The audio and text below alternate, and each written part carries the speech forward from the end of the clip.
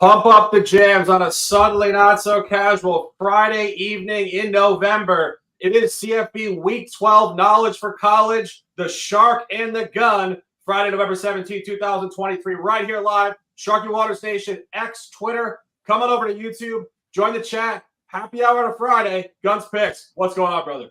Man, I can't believe the season is getting wrapped up here. Listen, we only have two more weeks of games here before we get into conference championships, and then we're looking at bowl season. But man, it's been quite a ride, and hopefully we can finish this up with positive units.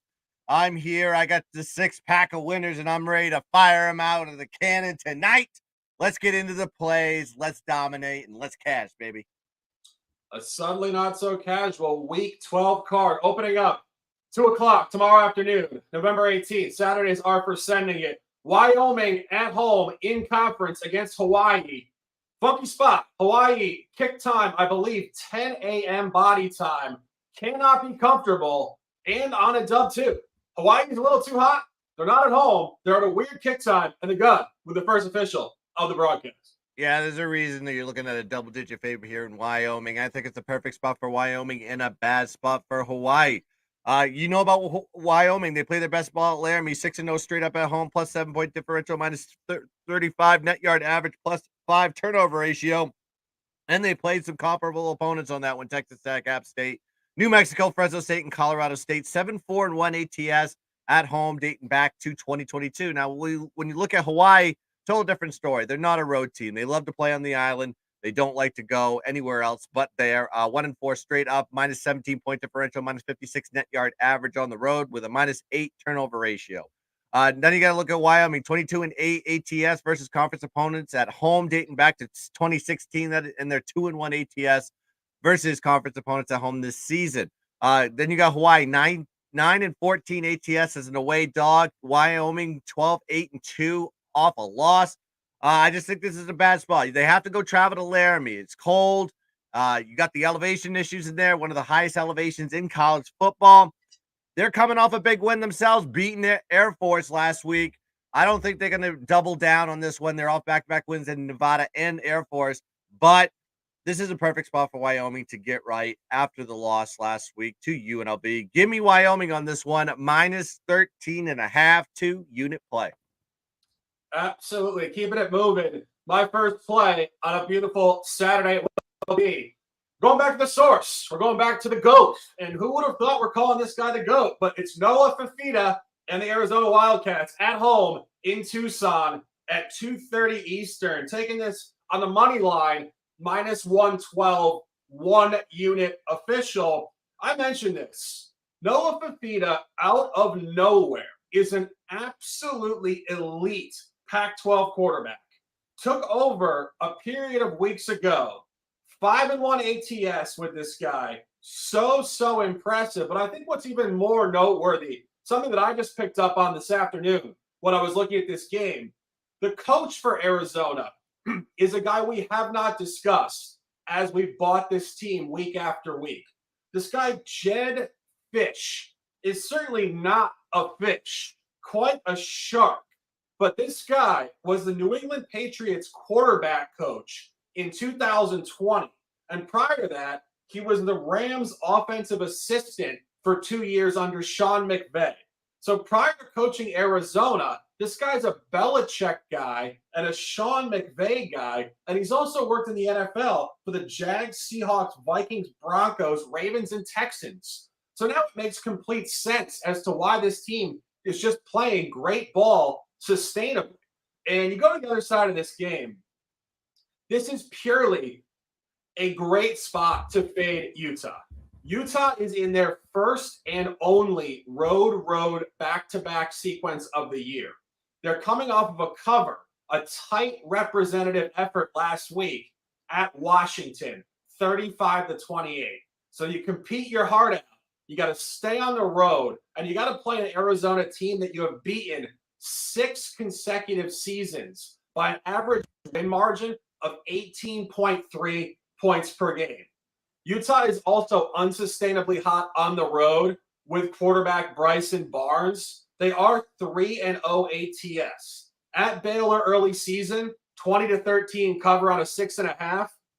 14 unanswered points in the last 2 minutes of that game to backdoor at USC 34-32 victory as a plus 9.5 dog. We all know USC is not great. And of course, last week at Washington, tight game, albeit outgained 457 to 382. This is not where they function well. They function well out of conference and as a significant over a touchdown dog. Here they are at +1.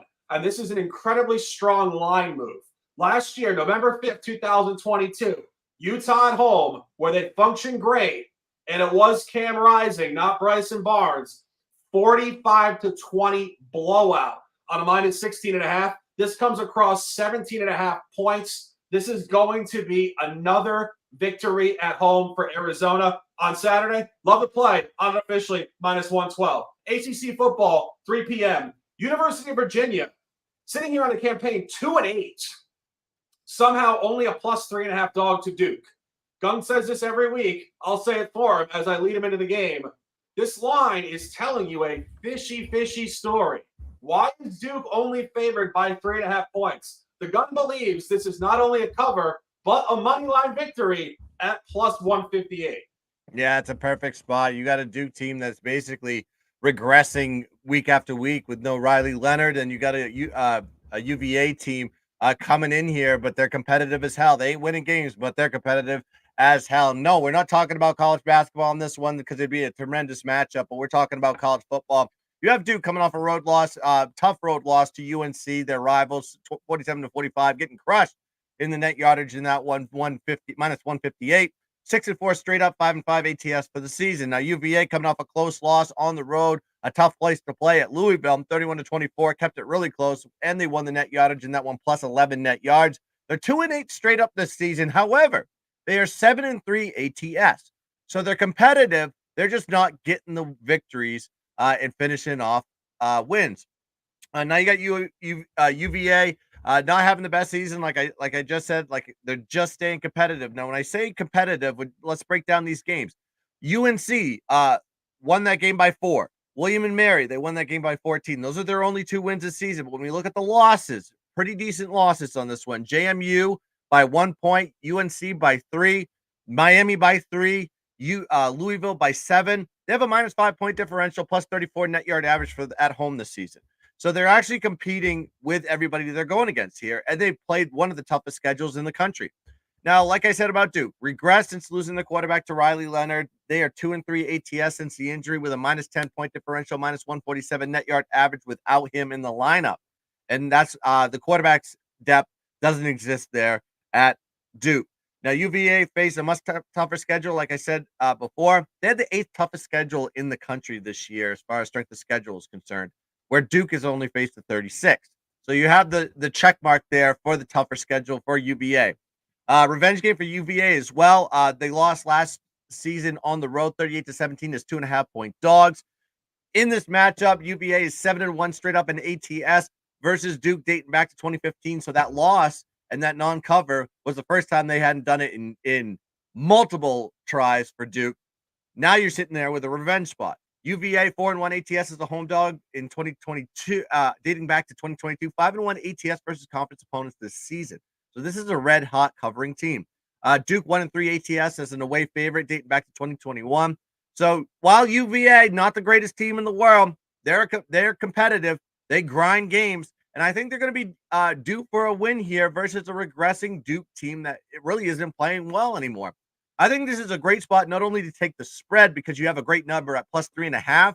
I say we put a little bit on the money line as well for extra measure. So give me UVA +3.5, 2.5 unit play, and sprinkle a little bit of the money line +158 for another half unit. So 2.5 units on the spread, half a unit on the money line. Staying in Virginia, I think this is a theme of the broadcast unintentionally. First collaboration play of this week 12. We're taking Va Tech at -2.5, 1 unit official. A lot going on here. And truthfully, just an incredible spot to fade NC State. NC State comes into tomorrow's game 4-1 ATS last 5, 3-0 straight up last 3. Just unsustainable highs. Home win against Clemson, 24-17. Back that up again at home. 20-6 blowout against Miami. And then backed it up off of that in a theoretical letdown last week. A 20-point win, 26-6 at Wake Forest. Now they have to play Vatech, a team they did beat last year, before coming home next week to finish the season against UNC. In-state rivalry, finale, total sandwich spot and look-ahead spot. Not only that, but NC State is 1-3 ATS on the road. And more importantly, they are 2-0 versus line functionality on the road. You guys remember this back in the opener. We backed UConn at home at plus 14.5 to cover. And they did cover, 24-14. Go back to last week, the game I just mentioned against Wake. That was a win for NC State, 26-6. Key point in that one, they were supposed to cover that one. That was their revenge game and their strong number. This is the reversal. This is a heavy Vatech line. Last year on the road, it was a Thursday night, October 27th. Tight game. NC State beat Vatech by 1, 16-point gap. Minus 13 NC State, minus 3 here. This could be a double-digit victory. And when you look at Vatech, that's what they've been doing all year at home in conference. 3-0 ATS, 3-0 straight up, hammer down spots against Pitt, 38-21, Wake, 30-13, and Syracuse, 38-10. It's a brutal spot to buy the road team. Vatech was 2-10 straight up over 12 ball games the middle of last season through the beginning of this season. They're 4-2 since. It's upward continued momentum, and it's the only collaboration play of the Shark and the Gun, Knowledge for College, Week 12. Yeah, when you look at this game, like you said it before, the Hokies are not a road team. They just can't travel. They're absolutely terrible on the road. However, when they get home and they get in their stadium in their comfort zone, and when Enter Sandman's playing in there and just getting them riled up, they step up in this role. Look at what they've done this season. Plus 15-point differential, plus 35 net yard average at home with a plus 3 turnover ratio. They're 4-1 straight up, 4-1 ATS at home. NC State, on the other hand, while they have some decent numbers on the road, as far as point differential is concerned, they have a plus 3 point differential, plus 50 net yard average, plus 3 turnover ratio. Look at the competition who they faced on the road here. UConn, we just talked about that one in week 1. UVA, another team that's only got 2 wins this season. Duke, they played Duke with no Riley Leonard. So, of course, they're going to win that game. And, of course, Wake Forest is an absolute dumpster fire that is facing a 24.5-point dog in South Bend this week. So, you know how bad that team is. So, what I'm telling you is the lack of competition in this one. This is the best, on the road, this is the best team that they faced all season long. These two teams met last season. NC State went in the game 22-21 as 13.5-point home favorites. Now the line has completely swung the other direction, making Virginia Tech the favorite here at 2.5. 16-point swing on that one. NC State 1-3 ATS this year on the road, 2-7 ATS since 2022. Motivation big time for Virginia Tech because guess what? They've got 5 wins. How many wins do you need to get into a bowl game? You need 6. They're at home. They're going to want to win it in this spot because they got a tough matchup next week. A team that really doesn't matter how good or bad those teams are. Virginia could give them fits next week on the road. So I think Virginia Tech's going to want to get into the spot, get eligible for a bowl game, and they're going to do it against NC State, who's a bad road team in my opinion. Complete line shift, all boxes checked on this one. Give me Virginia Tech minus 2.5 unit play for me.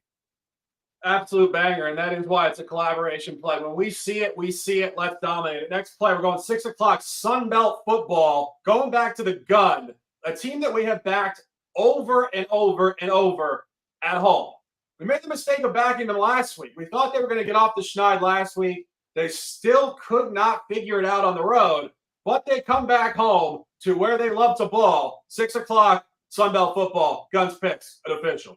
Yeah, we missed it on that cap. I mean, Georgia Southern, they're just not, they can't play on the road. It doesn't matter if they have receipts or not. They can't play on the road. But I think this is a perfect spot to be jumping on Georgia Southern here. Off back-to-back road losses, for that matter, to Texas Tech and Marshall. Narrowly losing to Marshall 38-33, despite winning the net yardage in that one, plus 2 turnover ratio, plus 14 net yard average.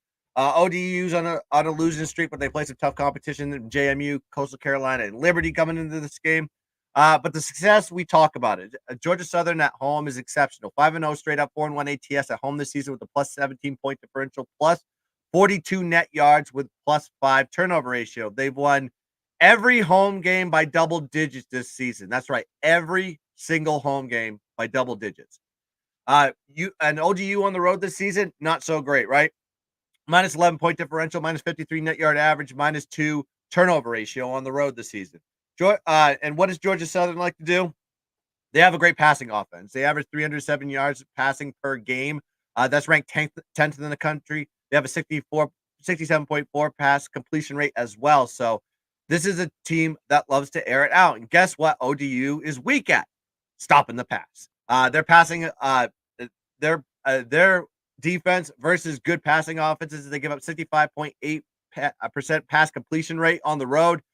254 yards per game, which is ranked 109th in the country, and they gave up 66.7 yards per play in the passing game, which is ranked 83rd in the country. So you have a good spot here, a good position for Georgia Southern to move the football.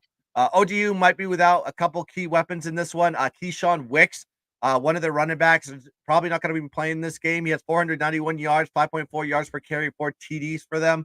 So their backfield is going to be missing some depth.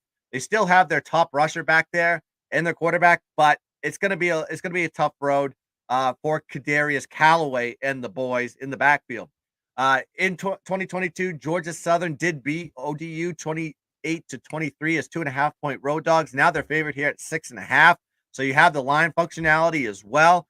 Georgia Southern 7-2 ATS as a home favorite dating back to 2021. Georgia Southern just simply the play going up against an ODU team with not much left to play for. No hopes to exist. They're just trying to get the season over with, where you have Georgia Southern off back-to-back road losses, hungry for a win, back home where they're comfortable with a nice, decent line to get it. I got it here at minus 6.5. I think there's 6s on the board, so I'd say grab it now before it may hit 7. I'm not sure. But I'm going to go with Georgia Southern here, minus 6.5, 2.5 unit play for me. Yeah, that's a great point.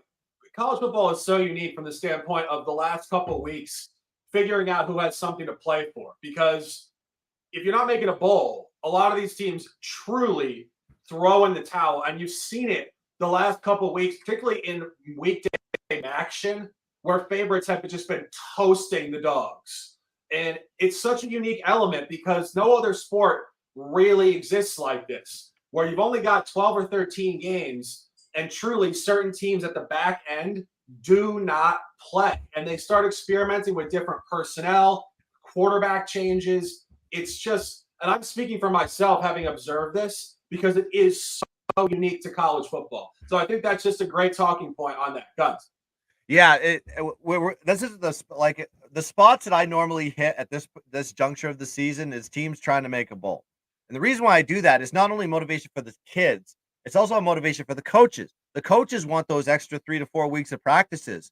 That's very vital going into the transition of spring ball and everything else. If you don't have those extra practices, that's a disadvantage to you going into the next season. So they want as much time with their team as possible, and that's the way you get it. You got to get bowl eligible. And I'm telling you, it's a high motivational spot. And I've been taking advantage of it for years. So just trust me on that one. Look for teams going into these next 2 weeks with 5 wins, looking for a bowl game versus a team that probably doesn't give a shit. Yeah, without question. And just final point on it, you didn't mention recruiting, obviously, huge. That's huge. Another one too, correct. Just such an unbelievable talking point for recruits. We made a bowl. We're on an upward movement point in our program. And I think that really applies to Virginia Tech. This whole thing, perfect discussion. Team was, as I said, 2-10 over 12 games, showing momentum, could be bowl eligible. So this is just great, great stuff. Staying the center of the conversation here, throwing it back to the gun before we have another collaboration play. Texas Tech at home, 5 o'clock, Big 12 football, welcoming Big 12 newcomer UCF of a huge blowout win last week at home against Oklahoma State. The gun likes the home team. Baron Morgan at quarterback. Crucial stuff when you're buying Texas Tech. And the gun, talk to me on this one. I mean, we took advantage of UCF last week. We knew they were going to go out there and blow the doors off Oklahoma State at home in the bounce house. But now they're going to go on the road. Very tough place to play in Texas Tech. Let's talk about this game here for a second. Like I said, UCF coming off that blowout win, 45-3, beating a ranked Oklahoma State team, winning the yardage battle with plus 315 net yards, plus 3 turnover ratio. They're 5-5 straight ups, 4-6 ATS for the season. Now you look at Texas Tech coming off a nice road win themselves versus Kansas, 16-13. Despite losing the net yardage battle in that game, minus 32. They are off back-to-back wins and are 5-5 themselves, and straight up and ATS this season. UCF has struggled on the road this season consistently. They're 2-3 straight up, 1-4 ATS on the road this season with a minus 8-point differential, minus 54 net yard average. But Texas Tech at home, they love to play there in Lubbock. All right. So 3-2 straight up and ATS with a plus 8-point differential. Their only home losses this season were from pretty good teams. We're talking Kansas State and Oregon. And we've talked about this Oregon team exhaustingly, so you know what happened in that game. This UCF team, first year in the conference, right? They haven't done so well in the conference coming in year one. 2-5 ATS versus conference opponents this season, where their only conference win was against a Cincinnati team on the road, and Cincinnati's probably the worst team in that conference. They're 1-6 straight up in the conference, and Oklahoma State, their other win, of course, was in a big letdown spot off of Bedlam. So those are their 2 wins in the conference. Now you got UCF. They're a bad, not just a bad road team, but they're bad as a road dog as well. 1-5 ATS as a road dog dating back to 2021. They lose by an average of 14.5 points per game in those situations. So they not just not cover the spread, they get their ass kicked in these spots as a road dog. Texas Tech, on the other hand, 9-2 ATS as a home favorite in 2021, dating back to 2021, 3-1 ATS at home as a home favorite this season. So it's a perfect spot, perfect situational play for Texas Tech. They got to win this game. They have to, because I think they face a big opponent next week, and I believe that is Texas on the road. I don't think you're going to win that one. So you got to get this one. You need to get the bowl win. You're playing an opponent that is bad in conference play, bad as a road dog. Perfect situational spot here for Texas Tech. I think they get it done here at home in front of their home crowd. Last home game of the season. Give me Texas Tech here, minus 2.5, 2-unit play. Yeah, you said it. The Texas Tech's in a very similar spot to Tech. I think that's sharp stuff there. Final game we're talking about, 25 minutes in the broadcast. See you guys in the chat. Detroit Gator, LVCC, Nasty Nate, Pablo Escobar. What's going on, gentlemen, ladies and gentlemen? 7:30 p.m., Beaver Stadium, Corvallis, Oregon. Big time stuff here. Pac-12 football. Taking the over 62 1-unit official. Let's discuss this one. Washington is 2-2 versus the road over. But it is not because they can't score the football. Those unders came out of conference at horrendous Michigan State in week 3, 41-7 under. And in week 5 against Arizona, their only conference road under against Noah Fafita in his first game as starter. Key point in that game, however, 31-24, under 64.5, 31 first half points, 816 total yards. Small window variance kind of pulled that under. It could have gone over. Staying the course with it, they did go over week 9 at Stanford, 42-33. That's 75 on a 61.5. Key point there. That's our number. Tomorrow's game, 61.5 at open. And week 10, we discussed it briefly, I believe, on this broadcast. We certainly discussed it on Twitter. Game at USC, which was graded over 75.5. People thought to themselves, how in the hell is this game graded close to 80 points? Well, 52-42, 94 points. Washington is averaging 41.5 points per game on the road. Oregon State at home will score the football, as seen last week against a poor defense in Stanford. Washington has been running the table. They have not been running the table because of elite defense. This is the highest line in Corvallis all year. Prior lines, 48.5, 43.5, 51.5, 52.5, 57.5. Go back to last year. Final point on this game before I throw it to the gun for a banger of an official. This game played last year in Washington, November 4th, 2022. 24-21 Washington.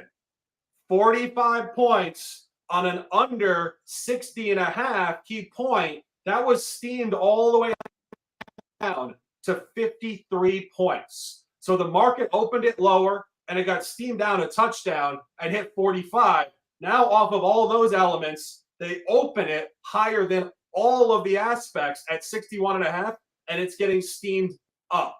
Sharp total here. Love this total over 62, 1 unit, and the gun taking the home team in Corvallis to knock off the Washington Huskies for the first time in 2023. Yeah, LVCC said it best. It goes, great stuff. Hard to believe 1,000 people aren't tuned in. The way you get them to tune in is you hit the like button. That's all I can say about that. If you're watching this video right now, just hit this thumb for us. That's what gets us moving in the algorithm so we can build this thing to the damn moon. But let's talk about this game. It is Corvallis. It is Oregon State at home. They're favored against a team that is ranked in the college football playoff. You have to be taking the Oregon State team in this position. Washington coming off a close win last week versus Utah, 35-28 plus 75 net yards and a +1 turnover ratio in that game. Oregon State off a commanding win versus Stanford, 62-17, with a +4 turnover ratio, +274 net yards. Now, when you talk about Oregon State, you got to talk about how good they are at home. They have a +27 point differential, +166 net yard average, +7 turnover ratio at home this season. They are on a 10-1 ATS streak in Corvallis dating back to last season. They don't lose in these spots, and I think the only cover they had was USC in one of the flukiest plays of all flukiest plays. So that tells you how good they are at covering these spreads. Now you got Washington. They're undefeated going into this game, 10-0 straight up, 4-5-1 ATS though. They have shown some regression since the start of conference play. Their largest win since September 30th was USC when they won by 10 points. That's it. In that run, they are 1-5 ATS versus the last 6 conference opponents. So they're not covering at all once they hit conference play, but they are sneaking out victories. Oregon State wants to run the football. They love to run the football. They have a 5.8 yards per carry average at home this season. They have 2 great running backs in Damian Martinez, who is a monster, 6.6 yards per carry, 7 touchdowns this season, and Deshaun Fenwick, 5.8 yards per carry, 5 touchdowns this season. Washington has been susceptible, giving up yaks on the run. 5.1 yards per carry given up to their opponents in their last 4 games, and over 4 yards per carry to 4 out of their last 5 opponents. So this is a perfect position to go and gash the football here with Oregon State. Huge revenge spot here for Oregon State as well, as Washington won this game last season, 24-21. Oregon State was 4.5-point dogs in this one. Now you're seeing Oregon State favored at home. Oregon State 4-1 ATS versus Washington under Jonathan Smith, the head coach for Oregon State. So Washington is on borrowed time, in my opinion. They got 3 games left. Of course, they got the Apple Cup next week against Washington State. But they've got the Pac-12 championship. But probably going to have to play Oregon in a revenge spot, in my opinion. But I think they're going to overlook this opponent here in Oregon State. This is a bad spot for them completely. It's one of their toughest opponents in the conference other than Oregon. They are going to get, my guess, smoked. I'm just saying it right now. You can clip it. You can send it to old exposed takes if it doesn't happen. But I'm taking this Oregon State team to the moon. I'm taking them at -2. I'll take them at -1. I'll take them at -10 if I wanted to. But I love this play so much. It's not a 1. It's not a 2.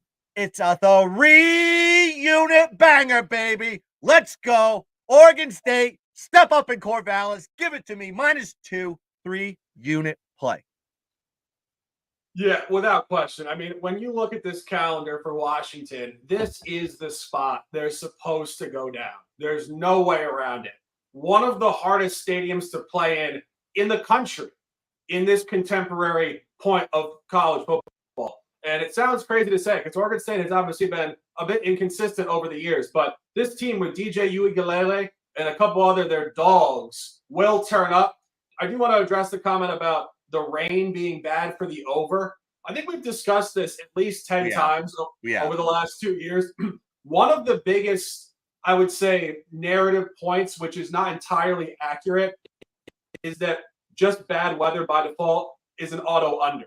It's mostly wind that screws up overs. Rain oftentimes actually is more points because the defense who's backpedaling cannot get their footing, and offensive downhill football has a lot more space. So just keep that in mind. Rain is not necessarily an indicator of an under. Wind is. And the market's steaming this up. So people making bets on this are not perturbed and held back, to put it mildly. But another point on this one, you said the total is at what, 61.5? It's like if they knew 85% chance of rain was coming, then why don't they move the number down to like 56?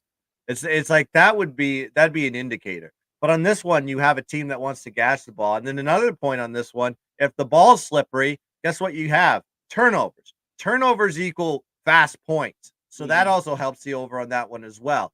Like Shark said, we've talked about it before. It's not the rain, it's not the snow, it's the wind that kills totals.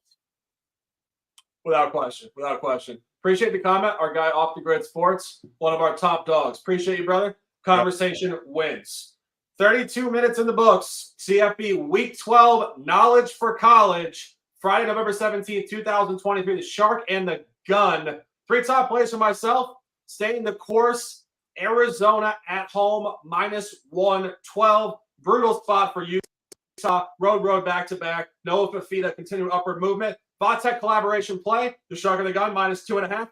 And Washington, Oregon State, over 62. The Gun, 2 p.m. Mountain West football. Wyoming, -13.5. Virginia at home, 3 o'clock on the money line, +158 and +3.5 against Duke. Vatek collab. Texas Tech, -2.5. Fading UCF off a huge high last week, trying to get into a bowl game themselves. Georgia Southern back at home in the Sun Belt, -6.5. And Oregon State to end the clean sheet campaign for Washington. That's 8 total top plays, 3 from myself, 6 from the Gun, 1 collaboration. It is Sharky Waters Nation. Ride the wave or get out of the water. Guns picks, a pleasure. Close them out with some words, and let's dominate. Yes, sir. That's going to wrap it up for a Week 12 edition of Knowledge for College. Shark and the Gun. Of course, I'll be back tomorrow, Saturday mornings with Guns Picks at 10 a.m. to talk a little more college football and bring some added plays to the table. And, of course, we're going to be back with Sunday at 10:30 a.m.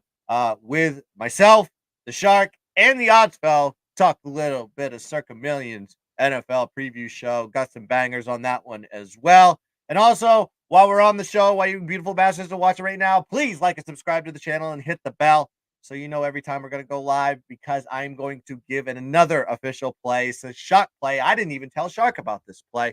Friday night, what do we have? Pac-12, late night degenerate special action with the Colorado Buffaloes going on the road to go play a Washington State team. Washington State, 5 straight losses, yet they are favored 4 points versus this Colorado team. I don't need to say more than this. We're taking Washington State here. Pre-Apple Cup win at home for them. I like it -4, 2-unit play. I will post that on Twitter as well. But thanks for everybody joining today. Let's cash some tickets. Let's dominate the board. And as always, let's keep dancing. Bang.